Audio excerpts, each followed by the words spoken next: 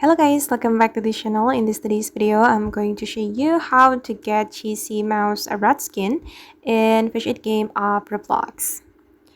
Okay, let's get into it guys. First of all, you're going to go to the classic island and go to this classic school, and you're going to open up the locker, and you will have 2% chance to get the cheesy mouse rat skin, as you can see right here.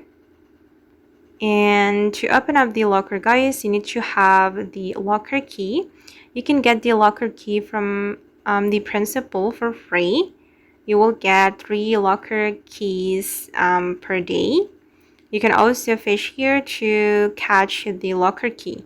And after you have the locker key, you can open up the locker like this. And if you're lucky, you will get the cheesy mouse rat skin. But oh, I got 500 ticks. Let's open up another one. Oh, I need to fish for the locker key, guys. It's running out. And okay guys, that's how you can unlock the cheesy mouse rat skin in Fish It game of Roblox. I hope this video will be useful for you. Thank you so much for watching and bye!